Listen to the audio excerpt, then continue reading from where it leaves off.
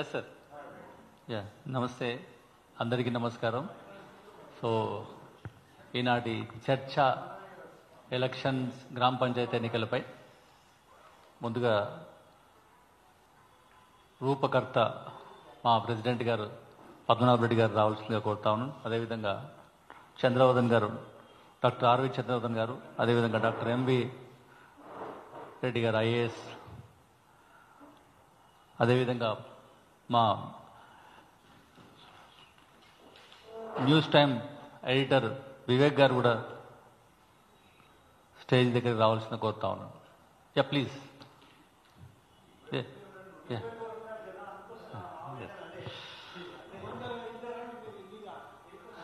రండి వివేక్ గారు.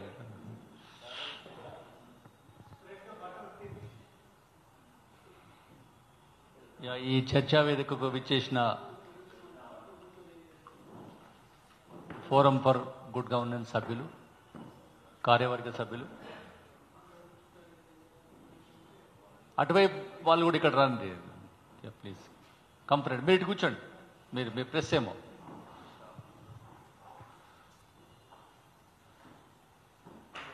ఎఫ్జీజీ సభ్యులకు, ఎఫ్జీజీ కార్యవర్గ సభ్యులకు, సామాజిక కార్యకర్తలకు, అదేవిధంగా మీడియా మిత్రులందరికీ కూడా ఈ చర్చ గ్రామ పంచాయతీ ఎన్నికలపై జరగబోయే చర్చకు వచ్చినందుకు వారికి హృదయపూర్వక కృతజ్ఞతలు తెలియజేస్తా ఉన్నాం. అదేవిధంగా మీ అందరికీ తెలుసు, రాష్ట్రంలో 22 నెలల తర్వాత పదవీ కాలం ముగిసిన 22 నెలల తర్వాత ఎన్నికల సంఘం, రాష్ట్ర ఎన్నికల సంఘం ఎన్నికలు నిర్వహించడం జరుగుతూ ఉంది. ఎట్టకేలకు హైకోర్టు ఆదేశాల మేరకు కావచ్చు, రాష్ట్ర ప్రభుత్వ గ్రీన్ సిగ్నల్ ఉండొచ్చు, మొత్తం మీద 3 దఫాలుగా ఎన్నికలు జరగబోతూ ఉంది రాష్ట్రంలో. ఫోరం ఫర్ గుడ్ గవర్నెన్స్ జరుగుతున్న ఎన్నికలపై కొంత ప్రజలకు కొంత ఇన్ఫర్మేషన్ ఇవ్వాలని చెప్పేసి, ఎన్నుకోబడుతున్న నాయకులకు కొన్ని సూచనలు ఇవ్వాలని చెప్పేసి ఈ కార్యక్రమం చేయడం జరిగింది.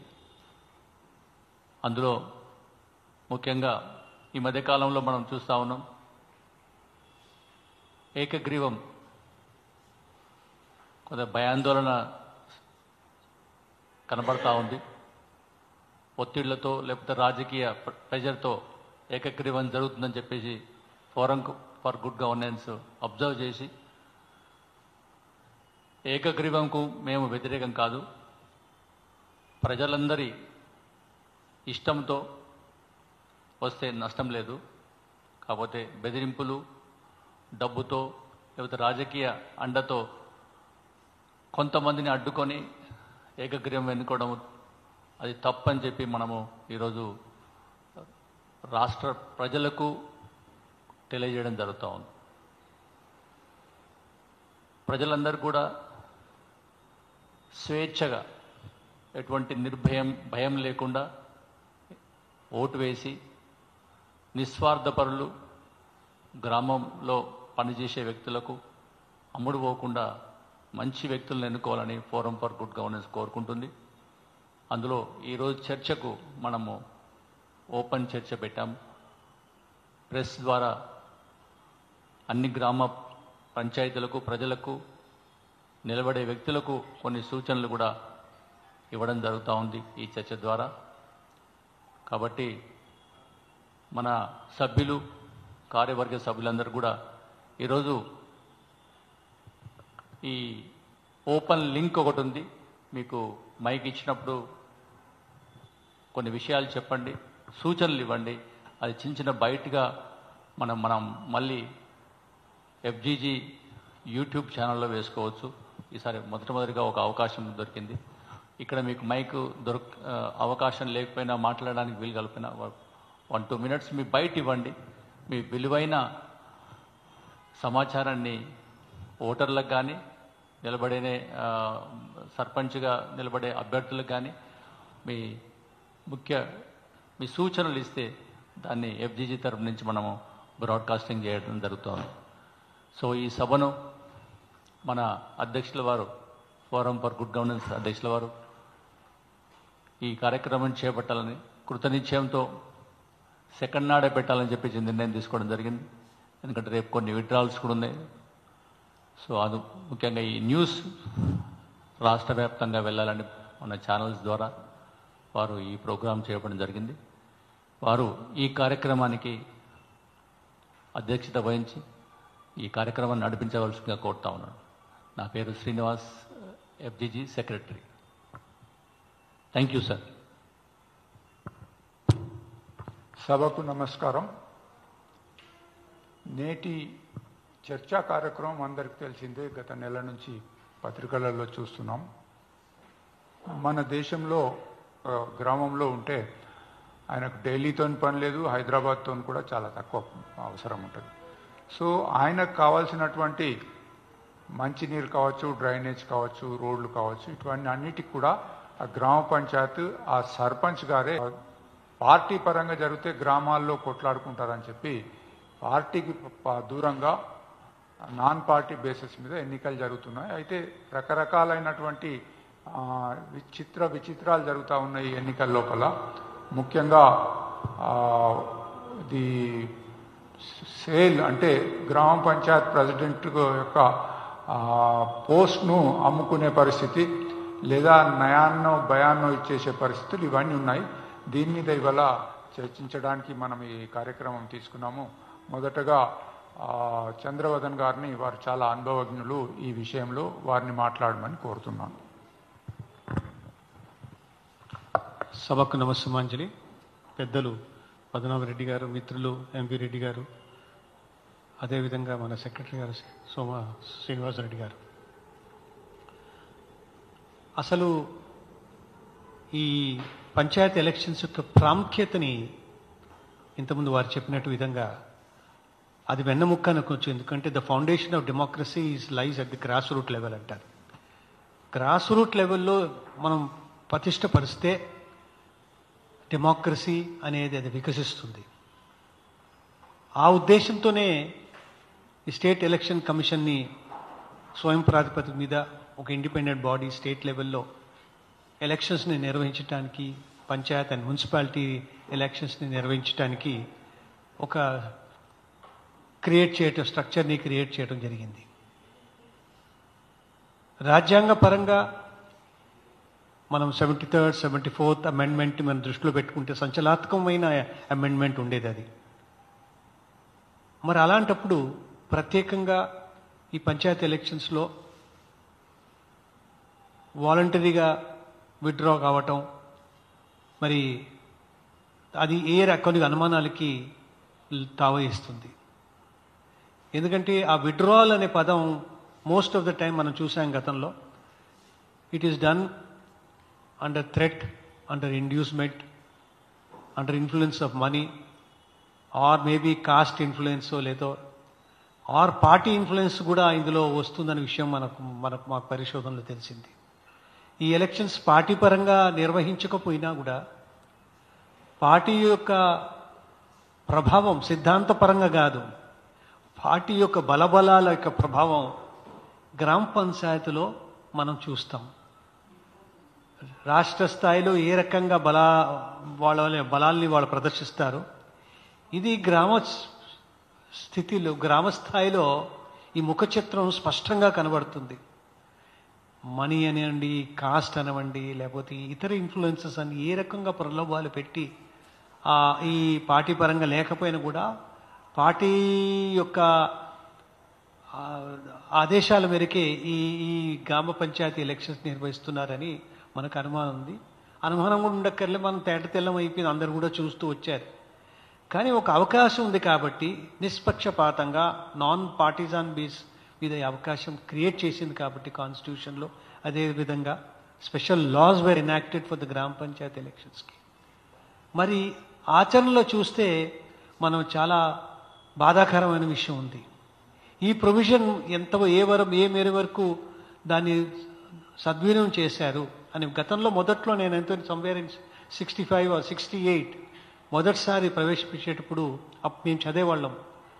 స్వచ్ఛందంగా గుడ్ లీడర్షిప్ వచ్చే అవకాశం ఉంది గ్రామ స్థాయి నుంచి. స్వచ్ఛమైన లీడర్షిప్ వస్తుందంటే మనం వాళ్ళ అన్ని విధాలుగా వాళ్ళకి సహకరించాలి, వాళ్ళకు ప్రేరణ కలిగించాలి. కానీ వాస్తవంగా అది జరుగుతుందా? గ్రామ పంచాయతీ వాళ్ళ బలబలాల్ని నిరూపించటానికి వాడుతున్నారు తప్ప తర్వాత వాళ్ళు చేపట్టే అందులో నుంచి రాబడి ఎంత ఉంది ఈ పంచాయత్ ద్వారా, నిధుల ద్వారా అని అదొక తప్పుడు సంకేతాలు పోతున్నాయి. Because if democracy has to be exercise in it purest form, gram panchayat is the fold అన్నారు. కానీ అన్ఫార్చునేట్లీ మిగతా అన్ని రుగ్మతలకి ఈ గ్రామ పంచాయత్ స్థాయిలో అన్ని రుగ్మతలకి వాళ్ళు గురవుతున్నారు. కాబట్టి ఫోరం ఫర్ గుడ్ గవర్నెన్స్ ఈ విధానానికి వ్యతిరేకం కాదు, కానీ ఆ ప్రక్రియ ఏ రకంగా సాగుతుంది, ఏ స్ఫూర్తితో ఇలాంటి ఈ వెసులుబాటు కలిగించారు, ఆ స్ఫూర్తిని టోటల్గా భగ్నం కలుగుతుందని ఒక ఆవేదన వ్యక్తం చేయడానికి ఇవాళ పెద్దలందరూ కూడా వచ్చారు. మా ద్వారా రేపు జరగబోయే ఈ ఎలక్షన్స్, గ్రామీణ ఎలక్షన్స్లో మంచి నాయకత్వం రావాలి. ఎందుకంటే గ్రామ స్థాయిలో నాయకత్వం అక్కడి నుంచి మొదలవుతుంది కాబట్టి వాళ్లకు పరిపూర్ణమైన అవగాహన ఉంటుంది గ్రామ స్థాయిలో ఉన్న సమస్యల గురించి. కాబట్టి మంచి నాయకత్వం వస్తే గ్రామ స్థాయిలో గ్రామ పంచాయతీ ద్వారా ఆ నిధులు కూడా సక్రమంగా దుర్వినియోగం కాకుండా, ఆ నిధులను కూడా వేరే రకంగా దురుపయోగం కాకుండా దేనికి కేటాయించారో దానికి ఉపయోగపడే విధంగా తోడ్పడుతుందన్న విషయం ప్రగాఢ విశ్వాసం. కానీ మాకున్న సమాచారం చాలామంది మనం చూసాం, పత్రికల్లో అంతా కూడా చూస్తున్నాం, ఏ రకంగా ప్రలోభాల ద్వారా, భయాందోళనల ద్వారా ఇప్పుడు ఆల్రెడీ కొంచెం బీసీ అలాంటప్పుడు మాకు ప్రాతినిధ్యం ఎలా వస్తుంది, ఎలాంటి నాయకత్వం వస్తుంది గ్రామ స్థాయిలో? కొన్ని కులాలకైతే అసలు వాళ్ళకి ఎటువంటి ప్రాధాన్యం లేని కులాలు ఉన్నాయి. రాజకీయంగా వాళ్ళకు మనుగడ లేదు, వాళ్ళకు సంఖ్యాపరంగా వాళ్ళకి నంబర్స్ లేదు. కానీ ఈ రిజర్వేషన్ పద్ధతి ద్వారా ఈ అట్టడుగులు ఉన్న వర్గాలకి, బీసీ వర్గాలని వాళ్ళకు ఒక చైతన్యం కలిగించే విధంగా ఒక వేదిక ఉంటే బాగుంటుంది సదుద్దేశంతో ఈ ఎలక్షన్స్ని, ఈ బీసీ రిజర్వేషన్స్ని కూడా అమలు చేయటం కూడా జరిగింది. కానీ అందులో పొరపాటున ఏమో జరుగుతుందంటే అక్కడ కూడా రియల్ లీడర్షిప్ని రానికుండా వాళ్ళు అణగదొక్కుతున్నారు. కాబట్టి దీనికి ఇలాంటి శక్తులకు మనకు కావలసిన రీతిలో వాళ్లకు ప్రోత్సాహం కలిగించాలి. ఈ వేదిక ద్వారా వాళ్లకు ధైర్యం రావాలి. లేదు మేము పోటీ చేయాలి, ప్రలోభాలకు లోను కాకూడదు. ప్రభుత్వం ఏమో గ్రామ పంచాయతీ స్వచ్ఛందంగా ఎన్నికైన గ్రామ పంచాయత్ సభ్యులు వాళ్ళకి 25,000 రూపాయలు అంట కదండి, ఎంత ఏమండి 5,000 రూపాయలు ఎంత ఉండేది. కానీ రికార్డ్ పరంగా చూస్తే ఇంతవరకు కూడా ఏ పంచాయతీలో 5,000 రూపాయలు ఇంతవరకు గవర్నమెంట్ రిజల్ట్ చేయలేదు.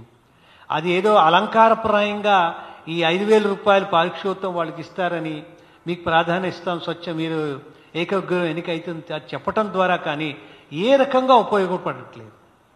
సో విధంగా ఆషామాషిగా తయారైంది ఇది ఒక దే ఆర్ ట్రైంగ్ టు హాస్యాప్రదం చేస్తున్నారేమో వ్యవస్థతో అని ఒక అనుమానం వేస్తుంది. ఏదైనా బట్టి మనం వ్యవస్థని ప్రతిష్టపరిచే విధంగా పనిచేయాలి. అందులో చట్టాలన్నీ సక్రమంగా ఉన్నాయి. ఇవన్నీ చట్టాలు చూసాం, సెక్షన్ 112, 170 అవన్నీ ఉన్నాయి ఇందులో.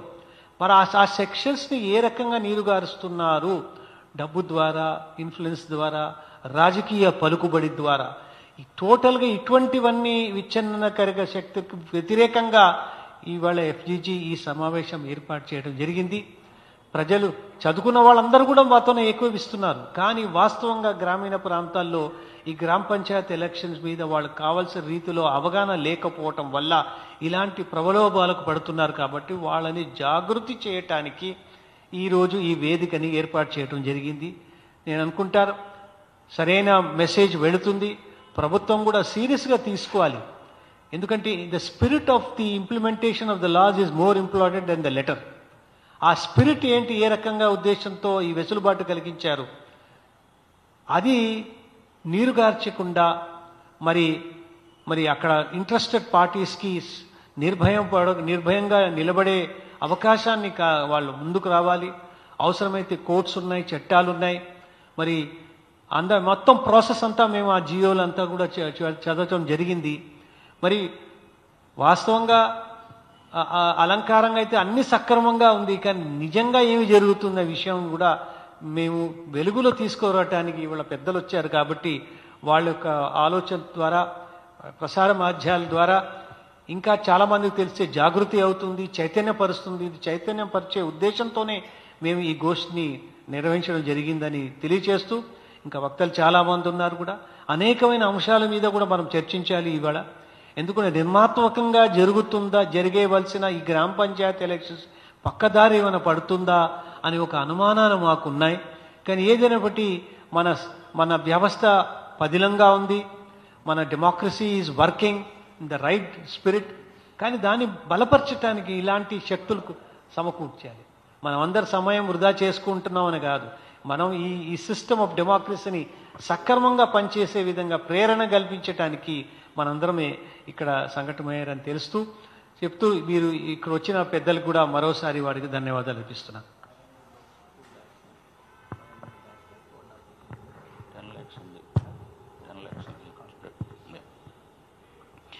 అందరికీ నమస్కారం. మంచి అంశం మీద forum for good governance Padmanabha Reddy గారి నాయకత్వంలో వారి టీము ఇది ఏర్పాటు చేయటం, మీరందరూ కూడా ఈ చర్చా వేదికలో పార్టిసిపేట్ చేయడం. సమస్యలు విపరీతంగా ఉన్నాయి, భయంకరంగా ఉన్నాయి సమస్యలు. అటువైపు ఆదాయం ఏమో తగ్గిపోతుంది, గ్రాంట్స్ రావట్లేదు, ఖర్చులు మాత్రం పెరిగిపోతూ ఉన్నాయి, సమస్యలు ఎక్కువైతూ ఉన్నాయి. ప్రధానమైన సమస్య వింటనే ఉన్నారు, విపరీతమైన కోతులు, స్ట్రే డాగ్స్, ఇక దోమలు, అంటువ్యాధులకైతే మీకు తెలుసు. సో ఇటువంటి సమస్యలు, ఇంకా పొల్యూషన్ అయితే మనకు ఉండనే ఉంది బాగా. సో సమస్యలు బాగా ఉన్న తరుణంలో మంచి సమర్థమైన నాయకత్వం ఎంపిక కావాల్సిన అవసరం చాలా ఉంది ఇప్పుడు. మరి ఈ సమస్యలను అవగాహన ఉండి సమస్యలను తీర్చేవాళ్ళే కాకుండా గ్రామ అభివృద్ధి కూడా మంచి అవగాహన ఉన్న నాయకులు కావాలి. మరి ఇది కావాలంటే యునానిమస్ ఎలక్షను చేసుకుంటే ప్రలోభాల ద్వారానో లేకుంటే ఆక్షన్ ద్వారానో జరిగితే మంచి నాయకత్వం వచ్చే అవకాశం ఉందా? ఇది ప్రజాస్వామ్య స్పిరిటేనా? ఇది తర్వాత డబ్బే ప్లే చేస్తుందా ప్రజాస్వామ్యంలో? మరి డబ్బు లేని వాళ్లకు అవకాశం లేదా? అంటే ఎవరైనా ఇంట్రెస్ట్ ఉన్న వాళ్ళు, సమర్థులైన వాళ్ళు, పూర్ బ్యాక్గ్రౌండ్ ఉన్న వాళ్ళకి మరి వాళ్ళని ప్రలోభ పెట్టో, లేకుంటే మీకు డబ్బులు ఇస్తామనో, లేకుంటే మళ్ళీ నెక్స్ట్ ఇంకేదో పదవులు ఇస్తామనో అట్లా చెప్పి ఈ ప్రజాస్వామ్యంలో వాళ్ళకు అవకాశం చేయకుండా కూడా అవుతుంది. మరీ ముఖ్యంగా ఏండ్ల తరబడి పదవులు ఉన్నవాళ్లే, వారి కుటుంబాలే ఇప్పుడు మళ్ళీ యునానిమస్ పాట పాడేది కూడా మనం అంతా కొంచెం అనాలిసిస్ చేస్తే మనకు అర్థమవుతుంది. మరి వాళ్లే నా నాయకత్వం చేసేది? మరి వాళ్ళు ఏమాత్రం గ్రామాలను అభివృద్ధి చేసినరు అనేది ప్రజల ముందు ఉంది కదా. ఇవన్నీ కన్సిడర్ చేయకుండా కేవలం ఏదో ప్రలోభాలతోని, ఇతర కన్సిడరేషన్స్తోని, ఆక్షన్స్తోని చేయటం. మరి మీడియాలో చూస్తూ ఉన్నాం, చాలా గ్రామ పంచాయతీలలో 10 లక్షలు, 15 లక్షలు, 40, 50 లక్షలకు పాటకు పోయినాయి. తర్వాత ఆ డబ్బులన్నీ కూడా ఆ గుడ్లకు లేకుంటే ఇంకేదో చేస్తారని చెప్పి, ఇవన్నీ కూడా it is not good for democracy అండి, అస్సలే మంచిది కాదు. తర్వాత ఆ పేద బలహీన వర్గాలకు సంబంధించిన వాళ్ళు, డబ్బు పెట్టలేని వాళ్ళు, లేకుంటే పేద బ్యాక్గ్రౌండ్ వాళ్ళకి ఏదో ఒక మెబ్బ పెట్టి వాళ్ళని పోటీ చేయకుండా చేయటం, లేకుంటే విత్డ్రా చేయించే పరిస్థితి మనం చూస్తాం బ్యాక్గ్రౌండ్లో చూస్తే. సో ఇటువంటివన్నీ కూడా జరగొద్దని సివిల్ సొసైటీ లాంటి ఇటువంటి చర్చా వేదికల ద్వారా మరి ఆ సిగ్నల్స్ అటు ప్రజలకు కానీ, లేకపోతే పార్టీలకు కానీ వ్యవస్థలో పంపించినట్లయితే ఇట్లాంటి జరగవు, తక్కువైతే అనే ఉద్దేశంతోనే, ఆశతోనే వేదిక ఏర్పాటు చేయడం జరిగింది. మరి ఇంకొకటి ఏంటంటే, ఇప్పుడు మీరందరూ కూడా మీ అభిప్రాయాలు కూడా చెప్పవచ్చు. ఇట్లాంటి అంటే పెద్దరికంతోనే ఆ వ్యక్తి చాలా మంచివాడు, ఇంతకుముందు కూడా ఆయన సామాజిక స్పృహ ఉంది, ఇంతకుముందు కూడా గ్రామాన్ని బాగా అభివృద్ధి చేసిండు, మనందరం కూడా ఏకగ్రీవంగా మనం ఆయన ఒప్పుకుందామంటే దట్స్ వెరీ ఐడియలిస్టిక్, అందరూ ఆమోదించాల్సిందే. అది అట్లాంటిది జరుగుతుందా అనేది పరిశీలన చేయాల్సిన అవసరం ఉంది. నేనేమనుకుంటానంటే, పద్మనాభరెడ్డి గారు పెద్దరు వారికి ఉన్న మరి దీన్ని చర్చా వేదిక చేయాలి, దీని మీద క్లారిటీ తీసుకురావాలి ఎలక్షన్స్ జరిగే ముందల అని వారు ఈ ఇనిషియేటివ్ తీసుకున్నారు. ఈ చర్చలో కూడా అదేంటంటే, మనం ఎలక్షన్ జరిగిన రోజే రిజల్ట్ అనౌన్స్ చేసే వ్యవహారం ఉంది మనకిప్పుడు. అదే రోజు నేను కూడా ఆశ్చర్యపడిపోయాను. నేను ఇంతకుముందు ఏంది, అది బాక్సులని దాచిపెట్టి ఆ తర్వాత చేసేది ఉండే. బాగానే మంచి మార్పే తీసుకొచ్చిన సేమ్ డే ఇట్స్ వెరీ హీరోయిక్గా తీసుకున్నారు నేను అనుకున్నాను. కానీ ఇక్కడ ఇది ఆదరబాదరగా యునానిమస్ ఎలక్షన్ అదే రోజు డిక్లేర్ చేయటం కూడా ఏమైనా పొరపాట్లు జరుగుతాయేమో చూసుకోవాల్సిన అవసరం ఉంది. ఎందుకంటే ఆ డిసెంట్ ఏమంటూ ఉన్నట్లయితే, అసంతృప్తివాదులు ఎవరైనా ఉన్నట్లయితే వాళ్ళకి అవకాశం ఇవ్వాలి మనం. అదే రోజు కాకుండా అట్లీస్ట్ వీళ్ళని యునానిమస్ ఎలక్షన్స్ ఏదైతే ఉన్నాయో ఇంకా, but keep some sealed boxes. ఆ బ్యాలెట్ బాక్సెస్ అయితే ఎట్లయితే పెడతారో ఒక గ్రామ పంచాయతీలను ఒక 2-3 చోట్ల పెట్టి వాటిని సీల్ చేసి, వాటిని ఎవరైనా కూడా ఈ అభిప్రాయాలు ఏమైనా ఉన్నట్లయితే, డిసెంట్ ఏమైనా ఉన్నట్లయితే, ఆ యునానిమస్ ఎలక్షను జరిగిన విధానం మీద కానీ ఆ వ్యక్తి మీద కానీ ఏమన్నా ఉన్నట్లయితే అవన్నీ కూడా మళ్ళీ ఒక కమిటీ వేసిండ్రు, జిల్లా స్థాయిలో ఒక కమిటీ వేసినట్లుంది. ఇటువంటి ఏమైనా కంప్లైంట్లు ఉంటే యునానిమస్ ఎలక్షన్స్ మీద పరిశీలించాలని ఆ కమిటీ ఆధ్వర్యంలోనే ఆ బాక్సులు ఓపెన్ చేసి ఎలక్షన్ ఆఫీసర్ ఆధ్వర్యంలో అవన్నీ కూడా పరిశీలన చేసి ఏం లేకపోతే తీసేయచ్చు, డిక్లేర్ చేయొచ్చు. లేకపోయినట్లయితే మళ్ళీ వాటిని ఎంక్వైరీ చేయటమా లేకుంటే రీఎలక్షన్ చేయించటమా, అట్లాంటి చేయకపోతే అక్కడ ప్రజాస్వామ్యం అంటే హైజాక్ అవుతుంది. అక్కడ అంటే డబ్బే ప్రధానంగా పనిచేయటం, ప్రలోభాలు పనిచేయటం అనేది గ్రామాభివృద్ధికి ప్రజాస్వామ్యానికి అస్సలు మంచిది కాదు. ఐ హోప్ మీ అందరు కూడా దాన్ని అంటే ఒక వారం రోజులు మనం మునిగిపోయేది ఏముంది. ఆ రోజు ఎలక్షన్ డిక్లేర్ చేసిన దగ్గర నుంచి ఒక వారం రోజులు ఒక టైం పెట్టుకొని ఈ యునానిమస్ ఎలక్షన్స్ని ఒక 3-4 డేస్ ఏమో ఆ పిటిషన్స్ టైము, మళ్ళా 2-3 రోజులు జిల్లా అధికారులు ఆ కమిటీ పరిశీలన చేసి వెరిఫై చేసి దాన్ని డిస్పోజ్ ఆఫ్ చేసి ఏదర్ కరెక్ట్గా ఉన్నట్లయితే అనౌన్స్ చేయటము, లేకున్నట్లయితే మళ్ళీ రీఎలక్షన్స్ పోవడం సంతే లేదట. ఒక వారం రోజులు టైం తీసుకుంటూ పోయేది ఏముంది అనేది నా అభిప్రాయం. తర్వాత ఇంకోటి కూడా ఇప్పుడు నాకు అనిపిస్తుంది ఏంటంటే, అందరూ విత్డ్రా చేసుకోవచ్చు, బట్ నోటా విత్డ్రా చేసుకోదుగా. నోటా ఉందిగా, నోటా క్యాండిడేట్ ఉన్నాడుగా అక్కడ పోటీకి రెడీగా. మరి నోటాతోనే పోటీ చేయాలిగా యునానిమస్ క్యాండిడేట్. మీరు నోటా మీద గెలవాలిగా మీరు. ఇది కూడా ఒక టెక్నికల్ అంశం కూడా ఆలోచన చేసి, అంటే చాలా పెద్దరికంతో మంచి పద్ధతిలో నిజాయితీగా ఎలక్షన్ చేసుకుంటే, యునానిమస్ చేసుకుంటే మంచిదే. ఇప్పుడు చాలా జనానికి కూడా, ఊళ్ళో జనానికి కూడా మంచిగానే అనిపిస్తుంది. అరే ఉత్తగానే అది ప్రభుత్వం నుంచి ఒక 10 లక్షలు వస్తుంది, ఇన్సెంటివ్ వస్తుంది, ఈయన ఒక 15-25 లక్షలు ఇస్తాడు, మంచిదే కదా, ఎందుకు ఈ ఎలక్షన్స్ అన్నీ ఖర్చు చేసుకోవటం అనేది కామన్ మ్యాన్ కనిపిస్తుంది.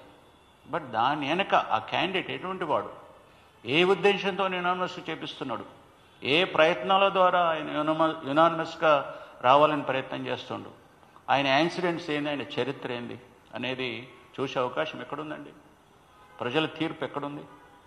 అందువల్ల అది చూస్తే బాగుంటుంది అనేది నా ఆలోచన. తర్వాత ఇంకొకటి, ఇది కూడా పరిశీలన చేయాల్సిన అవసరం ఉంది.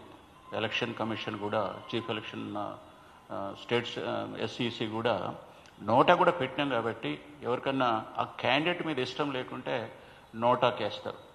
రేపు యునానిమస్ క్యాండిడేట్ ఒకవేళ ఎలక్షన్స్ పెడితే నోటాకి ఎక్కువ ఓట్లు వచ్చినాయి అనుకోండి, what will be the situation అని ఇవన్నీ కూడా ఆలోచన చేస్తే బాగుంటుంది అనేది మీ అందరూ పెద్దలు అనుభవజ్ఞులు, రోజు ఎన్నో మీరు మాట్లాడుతుంటారు, ఇంటరాక్షన్స్ అవుతూ ఉంటారు.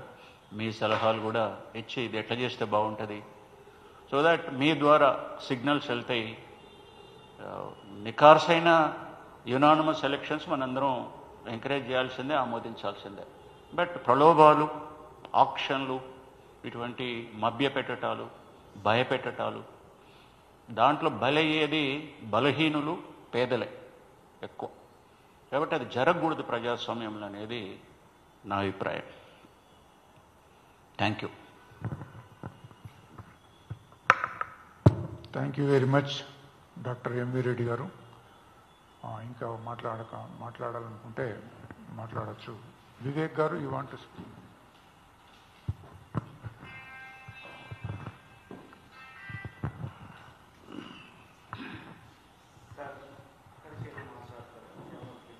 నిలబడాలా?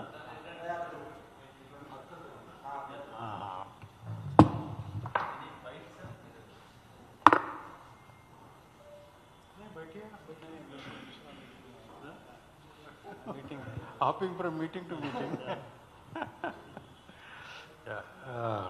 సభకు నమస్కారం.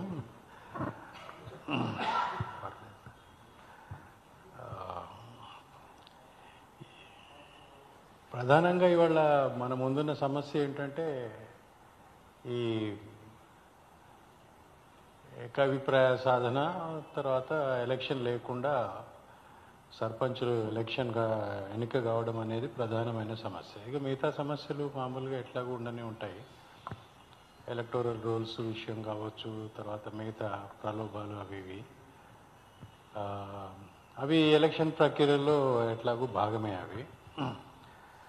అయితే ఈ సమస్యకి పరిష్కారము ఏమిటి అనే దానిపైన వక్తలు చెప్పారు. నేను అనుకోవడం ఏంటంటే, ఇప్పుడున్న పరిస్థితుల్లో బహుశా ఒక ఇదమిద్దంగా మనం ఒక పరిష్కారం అనేది మనకు కనపడతలేదు. కొంచెం క్రియేటివ్గా అవుట్ ఆఫ్ ది బాక్స్ ఆలోచిస్తేనే దీనికి ఏమైనా ఒక సమస్యకి పరిష్కారం దొరుకుతుందని నేను అనుకుంటున్నా. అయితే ఇంతకుముందు డాక్టర్ రెడ్డి గారు చెప్పినట్టుగా యాక్చువల్గా అదే రోజు కానీ తర్వాత రోజు కానీ డిక్లరేషన్ చేయకపోవడం అనేది ఒక మంచి సూచన. అట్ ది సేమ్ టైం మళ్ళీ ఒక కమిటీ లాంటిది పెట్టి చేసినా కూడా, ఇప్పుడు మరి నోటా ఆప్షన్ పెట్టినా కూడా, నోటాలో ఒక విలేజ్లో 10 మంది వచ్చి నోటా ప్రెస్ చేశారు అనుకుందాం. 1000 ఓట్లు ఉన్నాయి, 10 మంది వచ్చి నోటా ప్రెస్ చేశారు. దానివల్ల కూడా పెద్దగా ప్రయోజనం ఏమీ ఉండదు. ఎందుకంటే అసలు మరి మనం నోటాకి ఏమీ లీగల్ స్టేటస్ ఇవ్వలేదు కదా, నోటాకి లీగల్ స్టేటస్ ఇవ్వలేదు. సో కాబట్టి నేను అనుకోవడము, చట్టపరంగా ఏమైనా కొద్దిగా మార్పులు, రిప్రజెంటేషన్ ఆఫ్ పీపుల్స్ యాక్ట్, దాంట్లో ఏమైనా మార్పులు తీసుకొస్తే తప్ప ఈ సమస్యకి పరిష్కారం నాకైతే ఏం కనపడతలేదు. సో కాబట్టి గతంలో కూడా మన సంస్థ తరఫున స్టేట్ ఎలక్షన్ కమిషన్ వారికి ఒక రిప్రజెంటేషన్ ఇవ్వడం జరిగింది. కానీ మరి దానిపైన ఇంకా నిర్ణయం వారు తీసుకున్నట్లేదు. కొన్ని రాష్ట్రాల్లో ఇప్పటికే నోటా పైన కొంత నిర్ణయాలు తీసుకోవడం జరిగింది. నాకు గుర్తున్నంత వరకు బహుశా మహారాష్ట్ర అనుకుంటాను, తర్వాత బహుశా ఎక్కడో చదివాను, హర్యానా కూడా ఎక్కడో ఉన్నట్టుంది. నోటాని ఒక ఫిక్షనల్ క్యాండిడేట్గా డిక్లేర్ చేస్తారు. అంటే a legal fiction will be created. ఆ లీగల్ ఫిక్షన్ వల్ల ఏమిటంటే నోటాని కూడా ఒక అభ్యర్థిగా పరిగణిస్తారు. కాబట్టి ఉన్న ఓట్లలో నోటాకి బాగా వచ్చాయనుకోండి, నోటా గెలిచినట్టు. కానీ అక్కడ అభ్యర్థి లేడు కదా ఫిజికల్గా. అప్పుడు ఏమవుతుంది, ఎలక్షన్ రద్దు అవుతుంది. రద్దయిన పక్షంలో అంతకుముందు ఎవరెవరైతే పోటీ చేశారో వాళ్ళు నెక్స్ట్ రౌండ్లో వాళ్ళని మనము ఇనెలిజిబుల్గా డిక్లేర్ చేస్తాం. సో కొత్తగా మళ్ళీ అభ్యర్థుల్ని ఫలానా పార్టీ వాళ్ళు స్పాన్సర్ చేయాల్సి ఉంటుంది. సరే, పార్టీ తరఫున కాకపోయినా ఇప్పుడు ఏబీసీ అనే క్యాండిడేట్స్ మొదటి రౌండ్లో అభ్యర్థులుగా ఉన్నట్టయితే జిఎఫ్ఐ, జేకేఎల్ఎంఎన్ ఆ రకంగా మిగతా క్యాండిడేట్స్ మళ్ళీ రావాల్సి ఉంటుంది. సో నేను అనుకోవడము, మనం ఇప్పుడు ఒక సివిల్ సొసైటీ దేశం ద్వారా, మన మెసేజ్ ద్వారా, మన చర్చల ద్వారా కొంతవరకు మనం చైతన్యపరచగలమే కానీ లీగల్గా ప్రాసెస్ని ఏ విధంగా మనం ఇప్పుడు అడ్డుకోలేకపోవచ్చు. ఏదేమైనప్పటికీ ఒకవేళ అంటే ఇవాళ మనకు మీడియాలో వస్తున్న కథనాల ప్రకారంగా చూసినా కూడా ఎక్కడెక్కడైతే యునానిమస్గా ఎలక్ట్ అయిన వాళ్ళ దగ్గరనే ఆ విలేజెస్కి కలెక్టర్ గారి ఆధ్వర్యంలో కొందరిని పంపించేసి నిజానిజాల నిర్ధారణ కోసము కొంత ప్రక్రియ జరుగుతోంది. కానీ అవి ఎంతవరకు సఫలీకృతం అవుతాయి అనేది మనకు తెలియదు, ఎందుకంటే ఎంపిరికల్ ఎవిడెన్స్ మనకు లేదు ఇవాళ. సో కాబట్టి ఏదేమైనప్పటికీ అది ఇట్స్ ఎ మ్యాటర్, చాలా గ్రే మ్యాటర్. అది మనం ఇదమిద్దంగా ప్రలోభానికి లోన్ అయ్యాడా కాలేదా అని చెప్పలేము. So it is more like intelligence input లాగా ఉంటుంది అది. సో దాన్ని అవును అనలేము, కాదు అనలేము. కాబట్టి much depends on collectors own discretion and his own intuition also some times.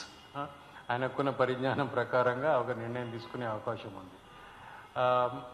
మన సంస్థ ద్వారా అంటే ఈ చర్చ ద్వారా, మీడియా ద్వారా మనం బహుశా చెప్పగలిగేది ఏమిటంటే, ఏ గ్రామాల్లోనైతే ఇట్లాంటి ఏకాభిప్రాయం ద్వారానో యునానిమస్గా చేస్తున్న క్రమంలో కొంత యువత ముందుకొచ్చి ధైర్యం తెచ్చుకొని యువత ముందుకొచ్చి వాళ్ళు నామినేషన్ విత్డ్రా చేసుకోకుండా కొంత గట్టిగా నిలబడే ఒక స్థైర్యాన్ని, ధైర్యాన్ని మన సంస్థ, ఇట్లాంటి సంస్థ ఒకటి ఉంది అనే ఒక ధైర్యం మనం కలిగించగలిగినట్టయితే వాళ్ళు బహుశా గట్టిగా నిలబడతారని నాకు ఒక ఆశ, చిన్న ఆశ. అంటే చాలా వరకు ఇప్పుడు ఎన్నికలైతే మనకందరికీ తెలుసు, చాలా వరకు డబ్బున్న వర్గాల వారే బహుశా ఎక్కువగా దీంట్లో పాల్గొంటున్నారు. కానీ ఇలాంటి మన సంస్థ చేపట్టిన ఇట్లాంటి కార్యక్రమాల ద్వారా యువతకి మనం ఒక ఆశని, ఒక బలాన్ని, నైతిక స్థైర్యాన్ని ఇవ్వగలిగితే, గట్టిగా నిలబడితే బహుశా వాళ్ళు కొంత రెజిస్ట్ చేసి లేదు లేదు నేను వేస్తాను నామినేషన్, నేను విత్డ్రా చేసుకోను అనే ఒక స్థైర్యాన్ని, ధైర్యాన్ని మనం ఇవ్వగలిగితే మనం కొంతవరకు మన ప్రయత్నం సఫలీకృతము అయ్యే అవకాశం ఉంది. ఏది ఏమైనప్పటికీ ఇది చాలా క్లిష్టమైన అంశం. ఇది సబ్వర్షన్ ఆఫ్ డెమోక్రసీ. ఒక రకంగా చెప్పాలంటే this is subversion of democracy. అంటే డెమోక్రసీ ఎలక్టోరల్ ప్రాసెస్ని ఎట్లా సబ్వర్ట్ చేసి, అంటే in form not in substance. ఎన్నికలు ఉన్నాయా? ఉన్నాయి. కానీ as we are the largest democracy, very vibrant democracy, okay fine. కానీ ఆ ప్రాసెస్లోకి వెళ్ళి చూస్తే ఆ లుకలుకలన్నీ మనకి బయటపడుతున్నాయి. కాబట్టి నేను అనుకోవడము, మీడియా ద్వారా ఇవాళ ఈ చర్చలోని అంశాలు కొంచెం గ్రామ స్థాయి వరకు వెళ్ళగలిగితే గ్రామంలో చైతన్యం గల యువతి యువకులు గట్టిగా నిలబడి ఈ యునానిమస్ ప్రాసెస్లు ఏవైతే ఉన్నాయో దానికి కాస్త ధైర్యంగా నిలబడి వాళ్ళు విత్డ్రా చేసుకోకుండా కొంత నైతికంగా బలాన్ని పుంజుకుంటారని ఆశిస్తూ, అదే సమయంలో మరి స్టేట్ ఎలక్షన్ కమిషన్ వారు కానీ, తర్వాత మరి నిజంగా అంటే మంచి రాజకీయాలు చేయాలనే ఉద్దేశం ఉన్న రాజకీయ నాయకులు కూడా చట్టపరంగా ఈ ప్రక్రియని ఇంకా బలోపేతం చేసే దిశగా అడుగులు వేస్తారని ఒక చిన్న ఆశతో మరి ఈ అవకాశం ఇచ్చినందుకు ధన్యవాదాలు తెలుపుతూ ముగిస్తాను. Thank you.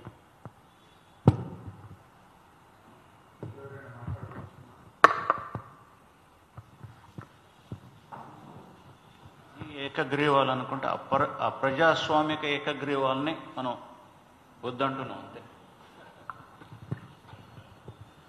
అందరికీ నమస్కారం. నా పేరు శ్యామ్ ప్రసాద్.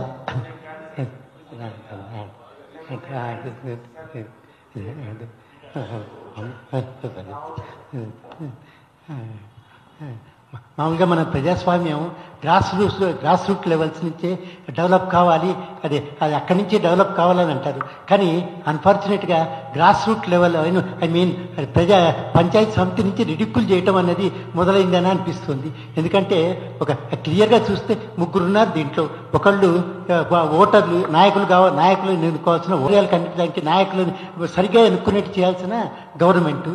కానీ అన్ఫార్చునేట్గా చూస్తే ఆ 3 లెవెల్స్లో కూడా ఆ ఊళ్ళో ఉండే ఓటర్లకైనా ఆ పోటీ చేసే నాయకులకైనా తర్వాత కాబట్టి గవర్నమెంట్కైనా ఒక గొడవ అదే పంచాయతీ సెటిల్ చేసేస్తే ఒక పని అయిపోతుంది. గవర్నమెంట్ ఆఫ్ ఇండియా నుంచి మనకు ఫండ్స్ రావాలంటే పంచాయతీ ఎలక్షన్ కండక్ట్ చేయాలి. తర్వాత అది హైకోర్టు కూడా ఇన్స్ట్రక్షన్స్ ఇచ్చారు. అది ఒక ఆయన ఎవరైనా మరీ మాట్లాడితే క్యాండిడేట్ని ఎత్తుకెళ్లే వాళ్ళు ఉన్నట్టే నేను పోటీ చేస్తే క్యాండిడేట్కి వ్యతిరేకంగా ఇంకో 2 క్యాండిడేట్ 3 క్యాండిడేట్గా నేను ఉంటే కొంచెం డబ్బులు ఇస్తే రాజీ చేసుకోవచ్చు, కొంచెం డబ్బు దొరుకుతుంది అనుకునే క్యాండిడేట్లు కూడా ఉన్నారు. వాళ్ళకి నోటాను అవేవి కాదు అది నోటా ఎఫెక్ట్ అవి కూడా వాళ్ళు అవి తీసుకోరు. ఊళ్ళంతా మన మధ్యలో మనం ఒక అండర్స్టాండింగ్ కొద్దాం, మరి మామూలుగా చెప్పాలంటే పంచుకుందాం మన వ్యవహారాన్ని అనే తప్ప అదే నాయక సర్పంచ్గాను వార్డు మెంబర్గా ఎన్నుకోవాలి, తర్వాత మనం ఏదైనా అచీవ్ చేయాల్సి ఉంది, డెవలప్ చేయాల్సిన ఫీలింగు, భయము, బాధ్యత ఉన్నట్టుగా అనిపిస్తుంది. తర్వాత ఒక్క మాట ముఖ్యంగా చెప్పదలుచుకున్నాను. మామూలుగా ఎలక్షన్ ప్రాసెస్లో 70% ఓటింగ్ ఎలక్షన్ కనుక అయితే అవి తప్పకుండా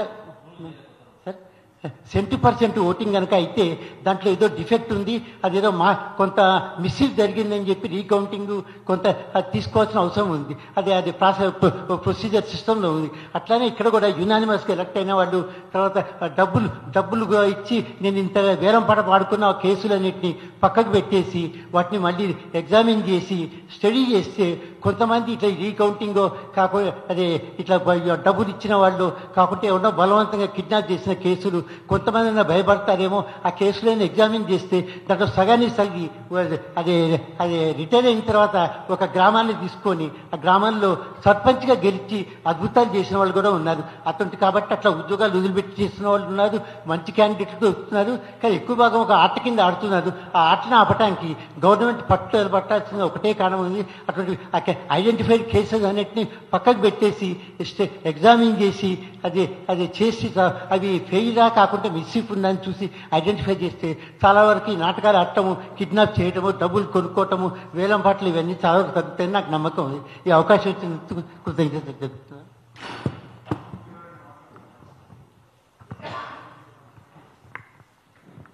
మోహన్ రావు గారు.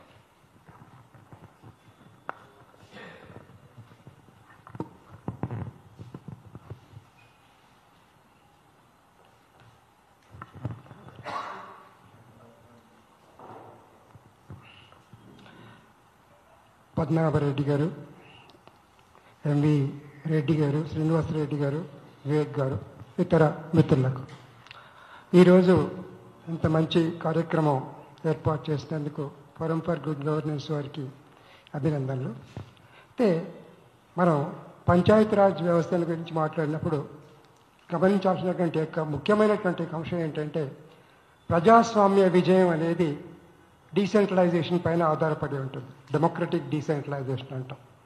అయితే అధికారం అనేది ఎప్పుడు కూడా కేంద్రీకరించినట్టయితే అది దుర్వినియోగం అయ్యేటువంటి అవకాశం ఉంది. కాబట్టి దాన్ని డీసెంట్రలైజ్ చేయాలి అనేటువంటి కాన్సెప్ట్తో ఈ స్థానిక ప్రభుత్వాలను ఏర్పాటు చేయడం అనేది జరిగింది. అయితే ముందు డైరెక్టివ్ ప్రిన్సిపల్స్ ఆఫ్ స్టేట్ పాలసీలో ఉండేది. తర్వాత స్థానిక ప్రభుత్వాలను మరింత బలోపేతం చేయాలి అనేటువంటి ఉద్దేశంతో 73, 74 రాజ్యాంగ సవరణలు తీసుకురావడం అనేది జరిగింది. అయితే మరి కేంద్ర ప్రభుత్వం, రాష్ట్ర ప్రభుత్వాలు ఉన్నప్పుడు స్థానిక ప్రభుత్వాల యొక్క ప్రాముఖ్యం ఏంటి అన్నప్పుడు స్థానిక ప్రభుత్వాలకు చాలా ప్రాధాన్యం ఉంది అని మనం చెప్పుకోవాలి. ఎందుకంటే స్థానిక సమస్యలు అనేవి ముఖ్యంగా గ్రామాలుగా తీసుకున్నట్టయితే ఒక్కొక్క గ్రామంలో ఒక్కో రకమైనటువంటి యొక్క సమస్యలు అనేవి ఉంటాయి. మరి ఈ సమస్యలు పరిష్కారం కావాలంటే ఖచ్చితంగా గ్రామాల్లో పంచాయతీరాజ్ వ్యవస్థ ఉండాల్సినటువంటి యొక్క అవసరం ఉంది. అదే సదుద్దేశంతో ఈ 73, 74 రాజ్యాంగ సవరణల ద్వారా స్థానిక ప్రభుత్వాలకు రాజ్యాంగ ప్రతిపత్తి అనేది కల్పించడం అనేది జరిగింది. అయితే అన్ఫార్చునేట్ థింగ్ ఏంటంటే మన దేశంలో ప్రభుత్వ పాలన కనుక తీసుకున్నట్టయితే there will be more formalism. That is always there will be difference between theory and practice. ఎందుకు ఈ రకంగా చెప్తున్నానంటే ఇప్పుడు ఇందాక సెక్రటరీ గారు చెప్పారు 22 నెలల తర్వాత గ్రామ పంచాయతీకి ఎన్నికలు జరుగుతున్నాయి. నిజానికి 73rd అమెండ్మెంట్ కనుక మనం తీసుకున్నట్టయితే ఒక పంచాయతీ ఎలక్షన్లు పంచాయతీరాజ్ టర్మ్ అయిపోయిన తర్వాత వితిన్ 6 months అనేది ఎలక్షన్స్ అనేవి జరగాలి. నేను అనుకోవడం ఏంటంటే ఇప్పుడు కూడా అనివార్యమైనటువంటి పరిస్థితుల్లో అంటే 3,000 కోట్ల రూపాయలు కేంద్ర ప్రభుత్వం నుంచి రావాల్సి ఉంది. అది మార్చ్ 31 లోపల కనుక ఎన్నికలు జరగకపోయినట్టయితే వచ్చే అవకాశం లేదు. కాబట్టి అనివార్యంగా ఈ ఎన్నికలు జరిపిస్తుంటే మనకు కనిపిస్తుంది.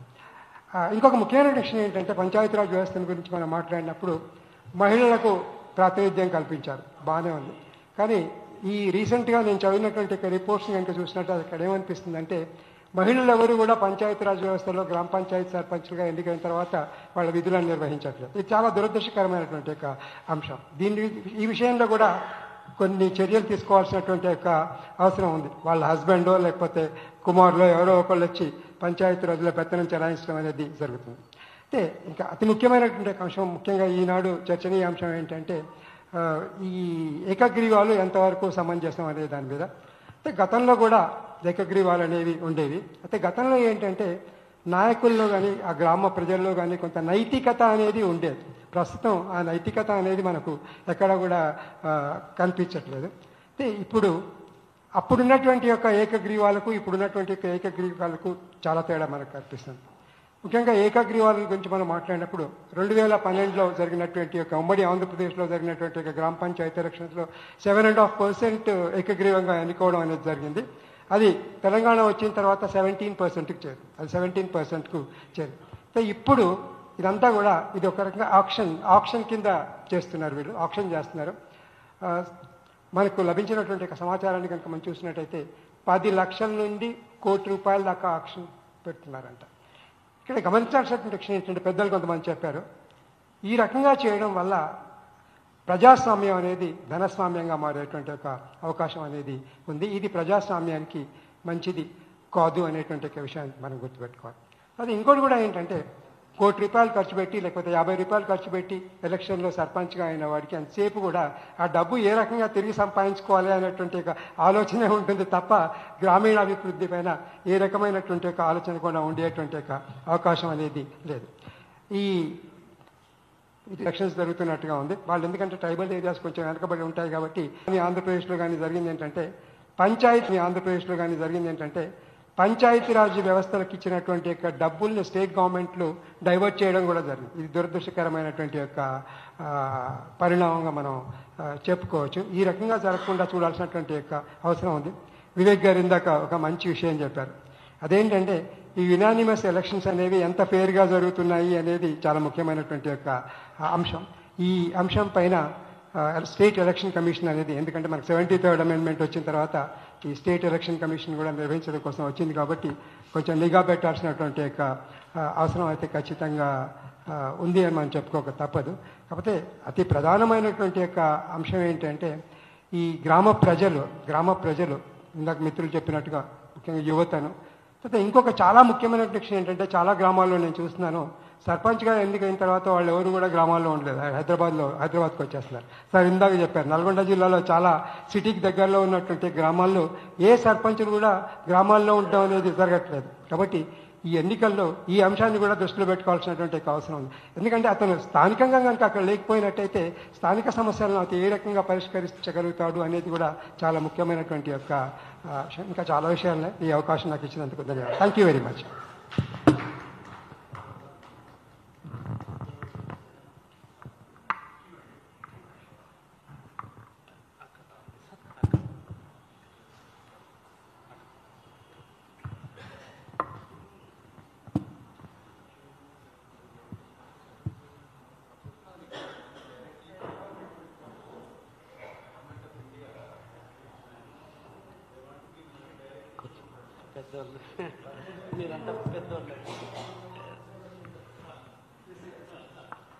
సభకు నమస్కారము.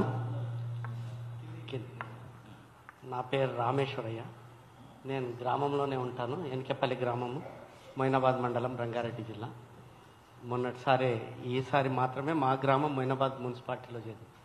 మా అనుబంధ పక్క గ్రామాలన్నీ ఇంకా గ్రామ పంచాయతీగానే ఉన్నాయి.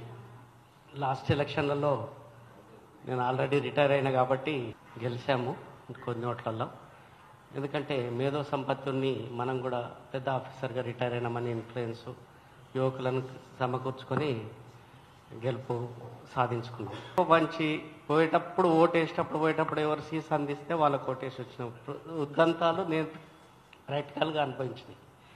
అయితే ఇది ఒక రకమైన రుగ్మత. రెండవది ఏంటంటే మనీ గురించి.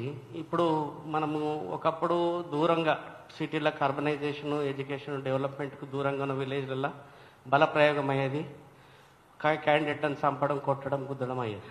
ఇప్పుడేమైందంటే దాన్ని కన్వర్ట్ అయింది. ఇప్పుడు క్రిమినల్ నుంచి సివిల్కి మారింది, అది ఫైనాన్షియల్కి మారింది. డబ్బు ఎవరికి ఉండి ఎవరు ఖర్చు పెడితే అది. దీని వెంబడి ఎందుకు ఖర్చు పెడుతున్నారంటే మన గ్రామ పంచాయతీ ఫండ్స్ 50 లక్షలు వస్తేమో కానీ ₹1 కోటి ఖర్చు పెడుతున్నారు. ఎందుకు పెడుతున్నారంటే వాళ్ళ వెంబడి ఇమేజ్ షాడో రియల్ ఎస్టేట్ వ్యాపారం ఉంది. మా విలేజ్, మా సరౌండింగ్ ఆయన చూసిన. ఇప్పుడు సపోజ్ నేను సర్పంచ్ అయినా అనుకోండి, నా ఇన్ఫ్లుయెన్స్ తోటి మన ఫ్రెండ్స్కి అందరికీ బిజినెస్ బాగా నడుస్తుంది. కాబట్టి వాళ్ళు వెనకాల ఉండి ఎవరు గెలిచిన 5 మంది వెంబడే ఉన్నట్టుంటారు. ఎవరు గెలిస్తే వాళ్ళ వెంబడి తిరిగి వాళ్ళ యొక్క బిజినెస్ నడిపించుకునే ఇది నడుస్తుంది. కాబట్టి ఇప్పుడు దీంట్లో ఫైనాన్స్, ధనము ప్రాథమిక ప్రాతినిధ్యం వహిస్తుంది. రెండో రకంగా ఇంకోటి ఏంటంటే యునానిమస్ గురించి మనం మెయిన్ సబ్జెక్ట్ కాబట్టి, యునానిమస్ చేసిన వాళ్ళు కొంతవరకు మనకు లాస్ట్గా దుర్మార్గం అవుతుందని చెప్పి ఇంకో 5 మంది పెద్ద మనుషులు అందరం కలిసి మనం ఒకరిని చేసుకుందాం. మనం ఒకరిని చేయాలంటే ఎవరి పేరు చెప్పాలి? రామేశ్వరయ్య పేరు చెప్పాలన్నా, రెడ్డి గారి పేరు? మంచిదే. ఒకవేళ వీళ్ళు పంచుకుంటే వేరే సంగతి. ఒక రకంగా ఆ రకంగా జరుగుతున్నాయి. రెండవది ఏమైందంటే మనం దీంట్లో మనం చట్టం వరకు వచ్చేస్తే ఒకవేళ ఇట్లాంటి గ్రామ పంచాయతీలు చేశారా, బలప్రయోగం చేశారా, ఇది ఏదే అయిందా కాలేదా అనేది న్యూట్రల్ అయినటువంటి బ్యూరోక్రటికల్ ఎలక్షన్ కమిషన్లో ఒక బాడీ, ఒక ఆర్గనైజేషన్, ఒక ఆథరైజేషన్ ఉండి మీరు విడ్రా చేసుకోబోయే ముగ్గురిని కూడా మీ విల్లింగ్ కరెక్టా కాదా అని పరిశీలన చేసేటువంటి ఒక విభాగం ఉంటే సరిగా అయింది అవుతుంది. మనం అది చేయగలిగే పరిస్థితి, చేయగలిగే పని అని ప్రపోజ్ చేయగలిగాం. అది ప్రాక్టికల్ కూడా సాధ్యమయించుకోవాల్సిన పరిస్థితి ఏర్పడుతుంది. మనం ఎలాగ ఇప్పుడు మన ఎదురుగానే పక్క రోడ్డు ముందు ఎంత ఉండే, పబ్లిక్ పెరిగినా కొద్ది రోడ్డు వైడన్ అయితేనే ఉంది, పెంచుకోవాల్సి వచ్చింది. అలాగే ప్రజల యొక్క రిక్వైర్మెంట్ను, పరిస్థితుల్ని అనుకూలంగా చట్టాలను కూడా కొన్ని మార్చుకొని మనం ఆ విధంగా పోతే చూస్తే నాకు ఆశ్చర్యం ఏమనిపిస్తుందంటే మేము 4 పోటీ చేసిన వాళ్ళం కూడా 50 లక్షలు 60 లక్షలు ఖర్చు పెడుతున్నాం. ఓటర్ మీరున్నారు, మీ దగ్గరికి నేను వస్తా, పైసలు 5,000 ఇస్తా, తను వస్తాడు 5,000 ఇస్తాడు, అందరు 5,000 అయి తీసుకుంటుండు ఓటర్. అందరి దగ్గర తీసుకొని 2 నెలల స్టాక్ బాటిల్స్ పెట్టుకుంటుండు. మరి ఓటు ఒక్కరికే వేస్తాడు. మన నలుగురికి ఎందుకు తెలియట్లేదు? మనకు అర్థం కావాలి కదా. ఆ చైతన్యం కూడా అదర్ పార్ట్ తెలియాలి. అరే మీరు ఖర్చు పెట్టినా కూడా ఏమొస్తుంది మీకు? ఎవరికో ఒకరికి వేస్తారు కదా, మిగతా అన్ని పోతాయి అనేది. మనం పోటీ పడి ఖర్చు పెట్టేస్తున్నాం. ఇది కూడా ఒక పార్ట్. కాంటెస్ట్ చేసే వాళ్ళ కూడా అవేర్నెస్ వచ్చి ఒక గ్రామంలో ఇది ఉద్యమం తేవాలి. 4 పోటీ చేసినాం, నువ్వు యునానిమస్ కాదు, ఎవరన్నా వాళ్ళ ఇష్టం ప్రకారం ఓటేయాలి, ఎవరు ఖర్చు పెట్టవద్దు. ఈ రకంగా ఇది అదర్ పార్ట్ ఆఫ్ ఇది అనమాట. ఇప్పుడు మనం పైసలు యునానిమస్గా పైసలు పెట్టి ఎలెక్ట్ అయ్యేదానికి ఒకటి, పైసలు ఎవరు పెట్టకుండా ఉండి వాళ్ళ యొక్క ప్రజల యొక్క అభిప్రాయాన్ని 100% మనము ఎక్స్ప్రెస్ చేసే విధంగా ఒక అవకాశాన్ని కల్పించే సామాజికమైనటువంటి మార్పు తీసుకొచ్చినట్టయితే కొంత మన పంచాయతీ వ్యవస్థల అభ్యున్నతి ఏమన్నా సాధిస్తామేమని ఆశ. ఈ చిన్న అవకాశం ఇచ్చిన చిన్నవాడిగా మీ అందరికీ కృతజ్ఞతలు తెలియజేస్తాను. ఇంకెవరైనా మాట్లాడదలుచుకున్నారా?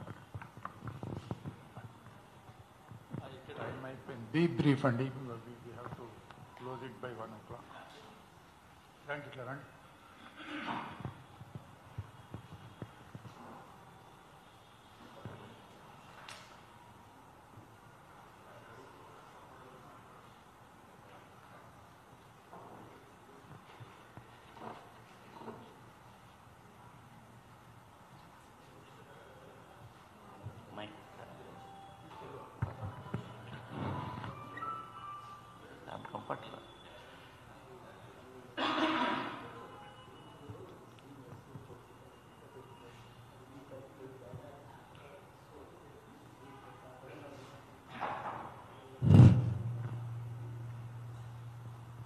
సభకు నమస్కారం.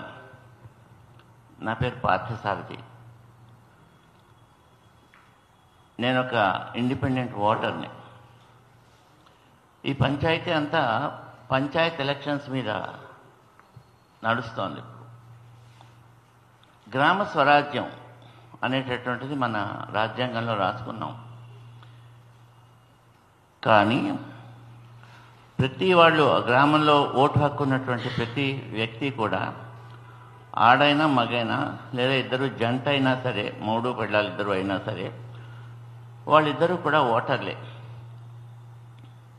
అయితే ఇప్పుడు ఈ ఎన్నికల సంస్థ నిర్వహిస్తున్నటువంటి వ్యవహారంలో ఏంటవుతుందంటే, నోటా అనేది ఇంతకుముందు ఎప్పుడూ లేదు, మొట్టమొదటి లేదు, తర్వాత పట్టుకొచ్చారు. ఎందుకు పట్టుకొచ్చారంటే ఇండిపెండెంట్ క్యాండిడేట్స్ ఎక్కువగా పోటీ చేస్తున్నారు, కుప్పలు కొద్ది కుప్పలు. మొన్న జూబ్లీ హిల్స్ ఎలక్షన్స్లో చూసినా సరే 3 ప్రధాన పార్టీలు ఉన్నా సరే ఇండిపెండెంట్లు దాదాపు 35 మంది 40 మంది దాకా ఉన్నారు. వీళ్ళంతా ఏంటంటే ఇండిపెండెంట్లు ఏ విధంగా వాళ్ళు గెలిచేస్తామని రావటం లేదు, వాళ్ళకి ఏదో ఒక ఎజెండా ఉంది, వ్యక్తిగతమైన ఎజెండా. పర్సనల్గా నేను ఒకసారి out of my curiosity I have enquired ఒక వ్యక్తితో మాట్లాడాను, ఇండిపెండెంట్. సార్, ఇది మాకు డబ్బులు సంపాదించుకునే ఆపర్చునిటీ, మేము పొలిటికల్ పార్టీస్ని బ్లాక్మెయిల్ చేస్తాం, మాకు వాళ్ళు డబ్బులు ఇస్తారు. నా దగ్గర 50 ఓట్లు ఉన్నాయి సార్, నేను మీకు ఓటు వేయిస్తాను సార్ అంటే వాళ్ళు డబ్బులు ఇస్తారు మాకు, మేము తీసుకుంటాం అని స్వచ్ఛందంగా చెప్పాడు ఆయన, ఒక ఆయన.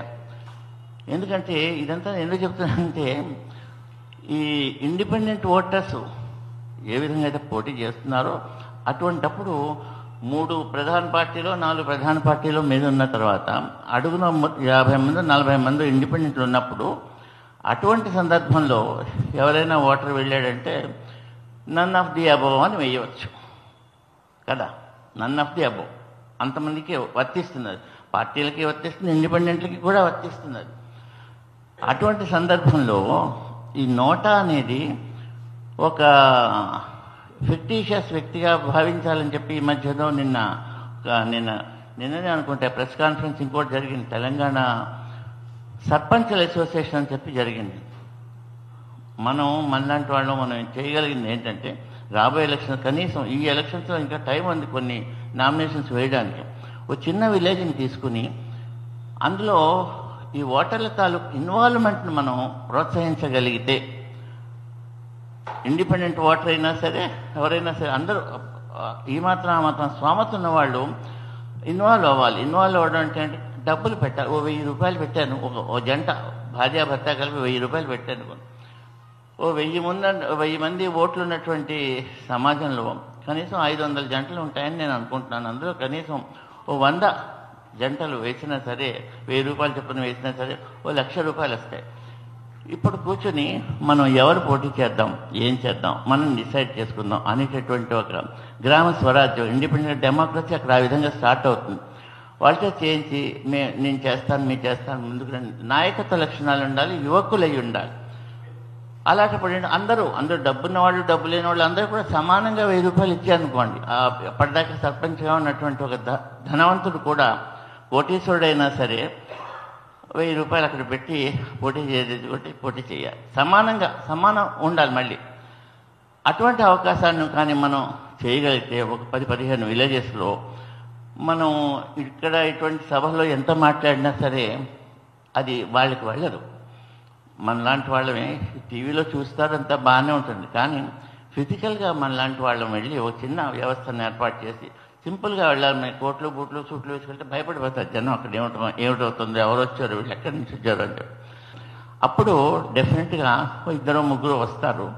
అప్పుడు కంటెస్ట్ చేస్తే బాగుంటుంది. మీరు ఎవరు డబ్బులు ఎవరికి ఇవ్వక్కర్లేదు, నేను ఎవరి దగ్గర డబ్బులు ఆశించాను, మీరు ఓటు వేయండి అని చెప్పి చేసామంటే అక్కడ డబ్బా పెట్టామంటాను కదా, అప్పుడే ఓటు వేసేస్తారు, అక్కడే సెలక్షన్ అయిపోతుంది. లేని పక్షంలో ఏంటవుతుందంటే ఇదిగో వదిలేసినప్పుడు డబ్బున్న వాళ్ళు ఏంటంటే వెళ్ళి వాళ్ళ స్తోమతని దాన్ని ప్రదర్శిస్తారు. ఇంకోటి last but not the least, వీటన్నిటికీ మూల కారణం ఏంటంటే ధన మూలం ఇదం జగత్. డబ్బు కావాలి అందరికీ, ఎక్కడో చోట ఏదో ఒకటి ఉంటుంది. మనం చేస్తున్న డబ్బు కోసం కదా బతుకుతుంది, డబ్బు లేని బతకలేం కదా. సో అంటే అధికార వికేంద్రీకరణ, ఆర్థిక వికేంద్రీకరణ జరగాలి. మన పార్టీ లెవెల్లో అధికార వికేంద్రీకరణ జరిగినప్పుడు కింద సర్పంచ్ దాకా అధికారం వస్తుంది. అధికారమే కాకుండా ఆర్థిక వనరులు కూడా మనం వారికి వచ్చేలాగా కేటాయించేస్తే కేటగిరీ పర్ క్యాపిటల్ ఇంత చొప్పున అని చెప్పేసి వాళ్ళంతా వాళ్ళు స్వయంగా చేసుకోగలుగుతారు. ఈ అధికార వికేంద్రీకరణ, ఆర్థిక వికేంద్రీకరణ కూడా ఈ ప్రజాస్వామ్యంలో ఒక అంతర్భాగమే. అందుచేత ఆ విధంగా మనం చేస్తే బాగుంటుందనే ఉద్దేశంతో మన కోదండరామరెడ్డి గారు చెప్పడం జరిగింది. తర్వాత శ్రీనివాసరెడ్డి గారికి కూడా చెప్పాను, 2-3 సార్లు ముచ్చటించాను. ఓసారి ఆఫర్ కూడా ఇచ్చారు, మనం ఒకసారి వెళ్ళి మాట్లాడదాం ప్రజలతో అని చెప్పేసి. ఆ విధంగా మనం ఒకసారి చేద్దాం, ఒకసారి చేస్తే బాగుంటుంది. రాబోయేది కనీసం 10 విలేజెస్ తీసుకుని చేస్తే బాగుంటుందని నా అభిప్రాయం. ప్రయత్నం చేద్దాం, చిరు ప్రయత్నం చేద్దాం. సో దాంతో ఏంటవుతుందంటే అప్పుడు మనకి వాళ్ళకి కాన్ఫిడెన్స్ వస్తుంది. ఎస్, ఒకరున్నారు మనం చూసేందుకు, మనం చేసుకోగలం మన పని అనేటువంటి తత్వం వాళ్ళు క్రియేట్ చేయాలి. ఇప్పుడు హయ్యెస్ట్ ఇదే అని చెప్పి విన్నాను, మహారాష్ట్ర తర్వాత మంది పర్ క్యాపిటల్ ఇన్కమ్. అటువంటిది ప్రభుత్వాలు 4,000 రూపాయలు 3 నిరుద్యోగులకి లేదా వృద్ధులకి పెన్షన్లు ఇస్తున్నారు, 2,000 3,000 ఎంతో ఇస్తున్నారు. అంతేకాదు దాంతో వాళ్ళు బతుకు సాగటం లేదు. రేషన్ బియ్యం అవన్నీ ఇస్తున్నారు. వీటన్నిటి ఉపయోగాలు అవి మనం చెప్పాలి. ఏ విధంగా మనం నష్టపోతున్నాం అనేది చెప్పగలిగితే 1,000 రూపాయలు ఇచ్చి వాళ్ళు జాయిన్ అవుతారు ఒకేసారి లైఫ్లో. అటువంటి ప్రయోగం ఒకటి మనం చేస్తే బాగుంటుందని చెప్పి నేను సభకి రిక్వెస్ట్ చేస్తున్నాను. ఎందుకంటే ఇటువంటి సభలు, ఇటువంటి ఫోరం ఫర్ గుడ్ గవర్నెన్సే మనం విలేజెస్లోకి వెళ్ళి చేస్తే మార్పు తప్పకుండా వస్తుంది అని నా అభిప్రాయం. నేను ఇందులో భాగంగా వారికి తెలుసు, నేను జుగాడు ఓటర్ల ఉద్యమం అని చెప్పి ఒకటి స్టార్ట్ చేయడం జరిగింది. అందులో ఇది 4 ఏళ్ల బట్టి నడుస్తుంది. దాని గురించి మిగతా విషయాలు ప్రత్యేకంగా మాట్లాడదామని. కానీ ఈ సందర్భంలో ఇది అవకాశం వచ్చింది మనందరికీ. సమిష్టిగా వచ్చిన 4 ఇక్కడే కాదు, గ్రామ సభలో వైఫ్తో పాటు, హస్బెండ్తో పాటు వైఫ్ కూడా వెళ్ళాలి.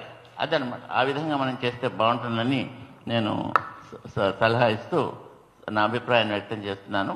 నాకు ఈ అవకాశాన్ని ఏంటంటే 50 లక్షలకు అమ్మినారు, 1 కోటి రూపాయలకు ఏంటంటే 50 లక్షలకు అమ్మినారు, 1 కోటి రూపాయలకు అమ్ముకున్నారని, లేదా మేము గుడి కట్టిస్తాము, బడి కట్టిస్తామని చెప్పడము.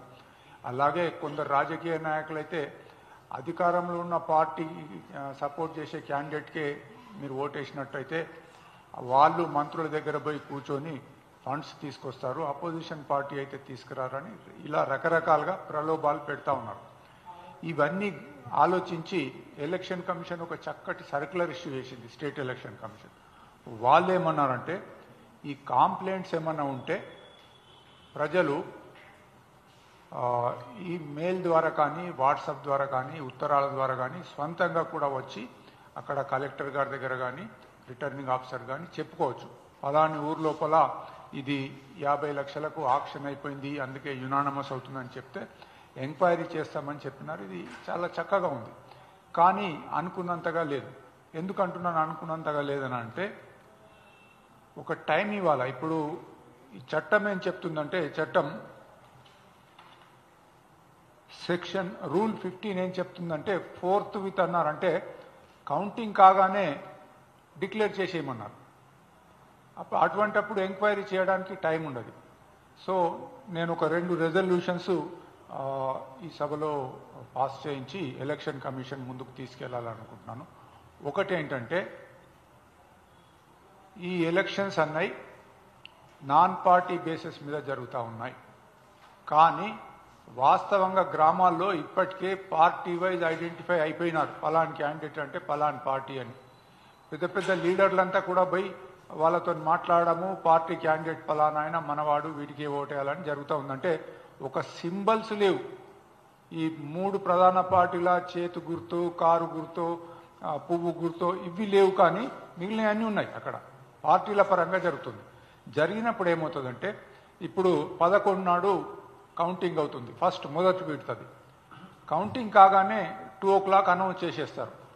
దాన్ని మీడియా వాళ్ళు కావచ్చు, పొలిటీషియన్స్ కావచ్చు, ఇగో ఈ ఊరు ఇక్కడ ఈ యొక్క ఫస్ట్ ఫేజ్ లోపల సుమారుగా ఒక 4,000 పంచాయత్ ఎలక్షన్ జరిగితే మాకు 3,000 వచ్చినాయని ఒక పార్టీ చెప్పుకుంటుంది, మాకు ఏం రాలేకపోయినాయని. ఈ విధంగా రెండో దాని మీద, మూడో దాని మీద ఎఫెక్ట్ పడుతుంది. ఆ ఓటింగ్ సర్లీ మీద దెబ్బతింటుంది. సో మా యొక్క రిక్వెస్ట్ ఏంటంటే ఒక రెజల్యూషన్, ఈ యొక్క 3 ఎలక్షన్స్ యొక్క రిజల్ట్స్ 17 నాడు డిక్లేర్ చేయాలి. 11 నాడైనా 14 నాడైనా 2 పోల్స్ ఉంటాయి కదా, వీటి అన్ని కూడా ఒకటిసారి డిక్లేర్ చేయాలి. లేనట్టయితే ఈ యొక్క ఒకదాని మీద ఒకటి ఎఫెక్ట్ పడుతుంది. మనం కౌంటింగ్ చేయడానికి. అటువంటి పరిస్థితులలో ఇవాళ 11th నాడు జరిగినటువంటి పోలింగ్ది 11th నాడే కౌంటింగ్ చేయకుండా 17వ తేదీ వరకు ఆపి అన్ని మూడు విడతలు ఒకటేసారి కౌంటింగ్ చేస్తే బాగుంటుంది. ఇక రెండోది ఏంటంటే చాలా అన్యాయంగా అంటే ఈ యొక్క ఏదైతే సర్పంచ్ ఎలక్షన్స్ ఆక్షన్ అవుతున్నాయో అది ఎటువంటి పరిస్థితులలో సమర్థనీయం కాదు. అయితే ఇంతకుముందు వక్తలు చెప్పినారు యునానిమస్ ఎలక్షన్ అన్నదానికి forum for good governance against కాదు. కాకపోతే మంచి వాళ్ళను మంచి వాతావరణంలో గ్రామస్తులంతా కూర్చొని పలాని వ్యక్తి ఇంతకు మొదలు కూడా సర్పంచ్ చేసినాడు, మాకు చాలా మంచి భయపెట్టి ఆ యునానిమస్ కోసమని ఏదైతే ప్రయత్నాలు చేస్తున్నారో దానికి మేము అపోజ్ చేస్తున్నాం. కాబట్టి మేము అనేది ఏంటంటే యునానిమస్ అది ఎలా అయినా జరగని ఏకగ్రీవం అవన్నీ అనౌన్స్ చేయొద్దు. ఎంక్వైరీ చేసినాక అంటే సీనియర్ ఆఫీసర్ జిల్లా లెవెల్ నుంచి అక్కడికి వెళ్ళి ఎంక్వైరీ చేసి మీ ఊరు లోపల ఒకటే నామినేషన్ వచ్చింది, మరి అది నిజమేనా లేక ఏదైనా ఇక్కడ ప్రజల మీద ప్రభావం పడ్డదా, ప్రెషరైజ్ చేసినారని తెలుసుకొని డిక్లేర్ చేస్తే బాగుంటుంది. కాబట్టి ఈ 2 రెజల్యూషన్స్ ఇవాళ చర్చ లోపల వచ్చిన విషయాలను మేము ఇవాళ వీలైతే సాయంత్రము ఎలక్షన్ కమిషన్ను కలిసి ఇవి చెప్తాము. ఇందులో రూల్కి అగెనిస్ట్ ఏం లేదు. మేము అనేది ఏంటంటే వాళ్ళు ఇచ్చిన సర్క్యులర్ లోపల 2 కండిషన్స్ పెట్టినారు. యునానమస్ వచ్చిన వ్యక్తి ఒక డిక్లరేషన్ ఇవ్వాలట. ఏమని? నేను ఎటువంటి ప్రలోభాలు పెట్టలేదు, ఎవరిని భయపెట్టలేదు, నేను ఒక్కరినే నామినేషన్ ఫైల్ చేసిన కాబట్టి అంత సవ్యంగా జరిగిందని. రెండోది ఏంటంటే ఎవరైనా విత్డ్రా చేసుకున్నట్టయితే ఆయన కూడా ఒక డిక్లరేషన్ ఇవ్వాలి. నాకు ఎటువంటి ప్రలోభాలు పెట్టలేదు, నాకేం డబ్బు ఇవ్వలేదు లేదా నన్ను భయపెట్టలేదని. డబ్బు తీసుకున్నా అయినా నాకు డబ్బు ఇవ్వలేదని అక్కడ డబ్బు తీసుకున్నా అని చెప్పలేడు కదా అది. సో ఇది దీని బదులుగా రిజల్ట్స్ ఆపండి. ఇప్పుడు రేపు 3 గంటలకు చాలా మట్టుకు యునానిమస్ అవుతాయి. ఇవాళటి వరకే ఒక 129 పత్రికలలో వచ్చిన 129 సర్పంచ్ పోస్టులు యునానిమస్ అయినాయి. రేపు విత్డ్రాల్స్ చాలా ఉంటాయి.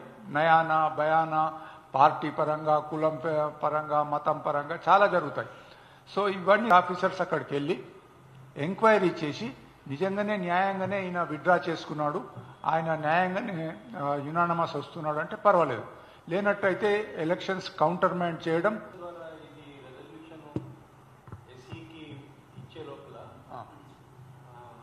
ఇప్పుడే ఒక ఆలోచన నాకు వచ్చింది.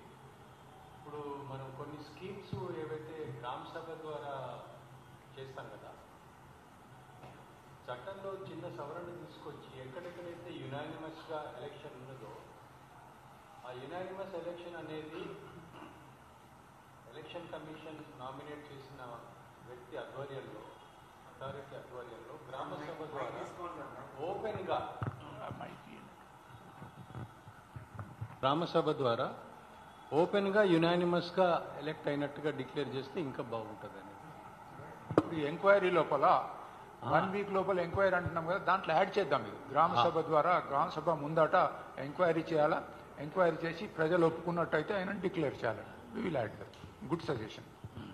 ఎందుకంటే గ్రామ సభ యాక్చువల్లీ ఈజ్ మోర్ డెమోక్రటిక్. ఇక్కడ ఏమవుతుందంటే అసలు ఓటర్కి కంటెస్టెంట్కి అసలు కనెక్షనే లేదు. 4 కంటెస్టెంట్స్ ఉంటాయి, అన్ని రకాలు ఉంటుంది. ఎవరో బలవంతుడు మిగతా వాళ్ళని కొనేస్తున్నాడు, వాడు ఎలక్ట్ అవుతున్నాడు. ఓకే, అదే మరి మీరు ఓపెన్గా గ్రామ సభ, ఇప్పుడు మిగతా చాలా స్కీమ్స్కి మనం గ్రామ సభలు పెట్టి ఎలిజిబిలిటీలు ఇస్తున్నాం కదా. సో గ్రామ సభ ద్వారా స్టేట్ ఎలక్షన్ కమిషన్ నామినేట్ చేసిన ఈ యునానిమస్గా ఫలానా అభ్యర్థిని మేము సపోర్ట్ చేస్తున్నాం అంటే బాగుంటుంది.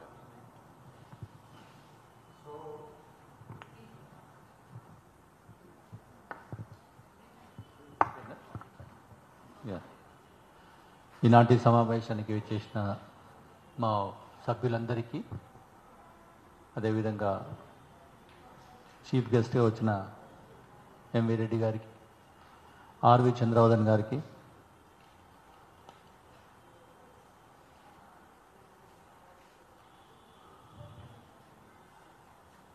ఈనాటి ముఖ్య ఉమ్మడిగా ఒప్పుకుంటే ఫోరం ఫర్ గుడ్ గవర్నెన్స్ దానికి వ్యతిరేకం చెప్పదు, ఫర్ గుడ్ గవర్నెన్స్ దానికి వ్యతిరేకం చెప్పదు. కాకపోతే ఇక్కడ వేలం అనేది ఒక ఇబ్బందికరమైన సమస్య. వ్యాపార దృక్పథంతో ఆక్షన్లో ప్లాట్లు కొన్నట్టుగా లాభాపేక్ష లేనిదే ఎవరు ముందుకు రారు. రేపు సర్పంచ్ గెలిచిన తర్వాత అభివృద్ధి దిశలో నడిపించలేం మనం.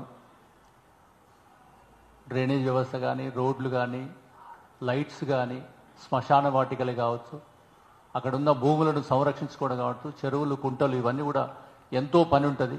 అటువంటిది 1 కోటి రూపాయలు పెట్టి 50 లక్షలు ఖర్చు పెట్టి నేను ఇక్కడ సేవ చేస్తానని చెప్పడం ఉట్టి మాటలే. అది ఎవరైనా నిజంగా సేవ చేసేవాడు డబ్బు పెట్టి రారు.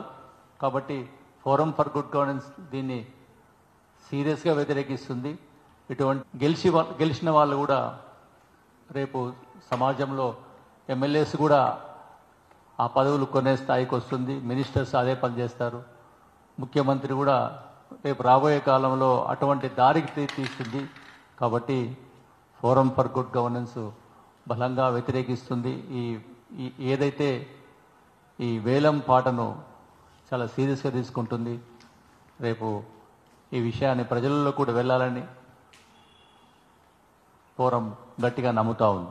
అదేవిధంగా ఈ సమావేశానికి ఇచ్చేసినటువంటి మా సభ్యులు వివేక్ గారు కానీ, మోహన్ రావు గారు, అదేవిధంగా రవీందర్ రెడ్డి గారు, పార్థసారథి గారు, బుచ్చయ్య గారు, శ్యాంప్రసాద్ గారు, కరుణాకర్ రెడ్డి గారు, సభ్యులందరూ తన సమయం తీసుకొని ఈ కార్యక్రమాన్ని దిగ్విజయం చేయడానికి వచ్చినందుకు వారికి కృతజ్ఞతలు తెలియజేస్తూ, అదేవిధంగా సమావేశానికి విచ్చేసినటువంటి మీడియా మిత్రులకు, సామాజిక కార్యకర్తలకు, మా తోటి సభ్యులందరికీ కూడా మరొకసారి ధన్యవాదాలు తెలియజేస్తూ, పత్రికా విలేకరులందరికీ కూడా, మీడియా మిత్రులందరికీ కూడా ప్రతి విషయాన్ని మీరు గ్రామాల మీడియా, ఎలక్ట్రానిక్ మీడియా ఉండొచ్చు, అదేవిధంగా పేపరే ఉండొచ్చు, దీన్ని చేరవేయాల్సిందిగా FGG మనస్ఫూర్తిగా కోరుతూ